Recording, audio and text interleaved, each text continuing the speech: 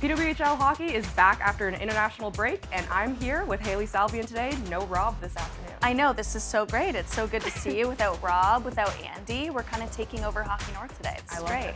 It.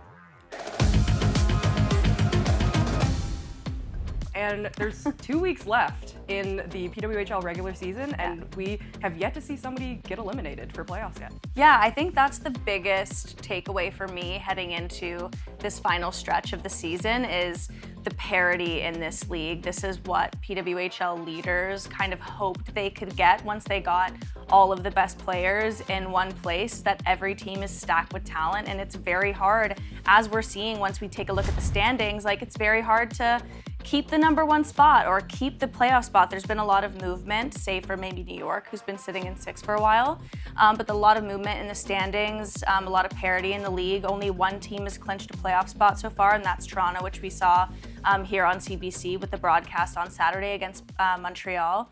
And nobody's been eliminated yet, as you said. I think New York is on the brink. I think they could be eliminated as soon as Wednesday, so that can change in the next week. But the fact that there's 10 games left in the regular season and everybody's still alive, like that is great. Like we're looking at meaningful hockey all the way to the end of the season. Oh yeah, and we know how important that first place spot is. You get to choose who you get to play, but at the same time, we've got a race for that 4th place spot. Ottawa's streaking right now. Jenner had a hat trick the other night, and I think Ottawa's has been a bit of a dark horse so far. Yeah, I think so. I think there's a really good chance that Ottawa ends up being that number 4 seed, and Ottawa's come in and they've done their job.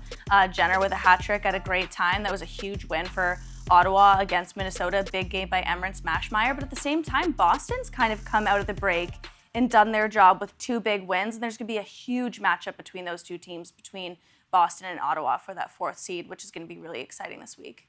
Oh yeah, and Toronto is officially the first team to clinch. They had the OT winner at the Bell Center the other night, and it was Sarah Nurse who got the goal.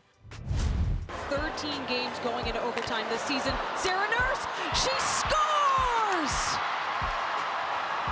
Toronto takes all. Unbelievable, like the celly from Sarah.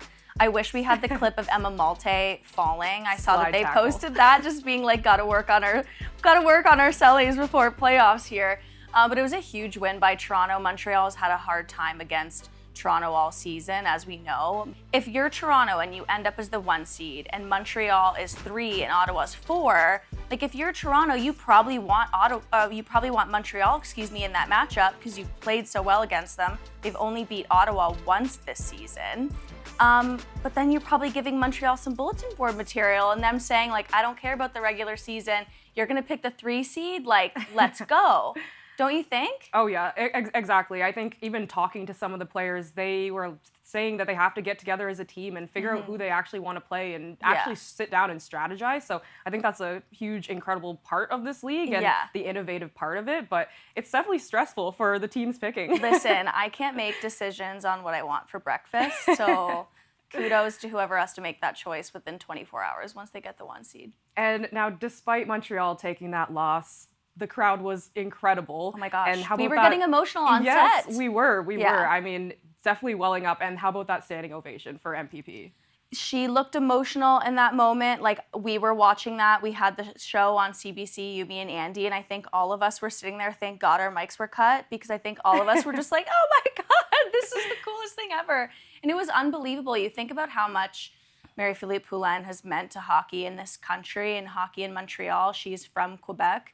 So to be standing there on that blue line and hearing all those people cheering for you, and I love that the PA announcer let it breathe a little bit, like he really waited before going to Anne-Renee Desbiens, who got an ovation as well. All the players did, but there was something so special about the one for MPP, and should we just put up the statue now? Yeah, Hockey Hall of Fame plaque ready to go. Like that should be already in the bank. That should have been in the bank when she scored her 3rd golden goal at the Olympics. Whatever she wants, she should just get it. Name the arena after her, I don't care. No, exactly. And now we talked about all the teams not necessarily being mathematically eliminated from playoffs, but what about New York? Their issues have been consistent and they have been the bottom team this whole season. Yeah, absolutely. I think ever since Toronto got out of the basement and moved up, New York's been consistently the 6th seed, and they haven't been able to pull themselves out. And I thought New York was going to be one of the big dark horse contenders this season because Pascal Daou built a roster that was strong up the middle with good defenders, and he has, statistically speaking, like one of, if not the best goalie in Corrine Schroeder, and all that has still been true, but like the blue liners haven't really been playing up to the level we expected. Outside of Alex Carpenter, like she's been the most consistent offensive producer there, as well as Ella Shelton, Jesse Eldridge, like Abby Rock's had some big games, but the depth of talent, or the depth of scoring, hasn't been there in New York. And we've had this conversation of, it just seems like something about that mix isn't working, something about the coaching staff is not working, like they're just not getting the best out of that roster. And I think that's why we're consistently seeing New York in 6th and having a hard time winning games in regulation. Like they are going to be the favorite to be eliminated as soon as Wednesday, and the favorite to be picking number 1 overall if they can get the points once they get eliminated to win that pick, because that's the really fun, spicy element here, is you have to actually win some games or get some points to win the draft. You can't just get eliminated and go, okay, well, we're last, like we're gonna draft Sarah Fillier. Like you actually have to win some meaningful hockey games down the stretch. So it's gonna be interesting to see if New York can even get the first overall pick. Exactly, and you mentioned the gold plan having to win those games, and I mean, they're looking at some amazing players coming in. You mentioned Sarah Fillier, Claire Thompson also coming up. So who are some of the names that you're looking for? Yeah, so for me, I think Sarah Fillier is as close as a consensus first overall pick as we can get.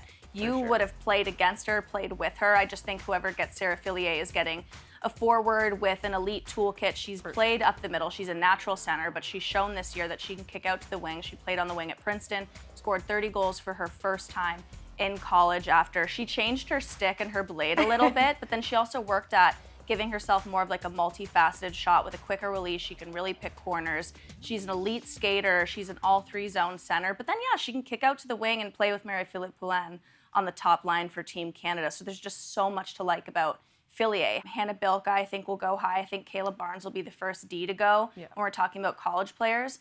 But I think right after Kayla Barnes, like we have to talk about Claire Thompson. It is such cool and big news that she is coming back to hockey. She's been on the reserve list with New York this season while being a medical student at NYU, just the most casually impressive person I think I've ever covered in this sport. I did a big story about her at The Athletic when she was balancing medical school, playing in the PWHPA, and being on Team Canada still and going to World Championships last season. So she's back, she's officially declared for the draft, and we know that Claire is the defender who set the record for the most points by a D at a single Olympics in Beijing, and whoever drafts Claire Thompson is gonna get an offensive driver, someone who's so dynamic from the offensive blue line down. Obviously very good defensively too. She's got great feet, a good stick, but she's gonna just change somebody's offensive blue line in power play. Oh yeah, for sure. And we will see what happens come June for that draft. I'm so excited. Well, we've got you covered on CBC as we get closer to the PWHL playoffs.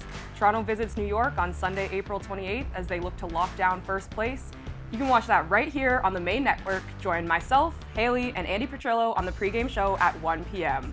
Awesome. Well, thanks, Hailey, for doing this today. Thank you. It was so nice to see you. Glad we got to take over for Rob. I know, me too. We'll see you next week on Hockey North.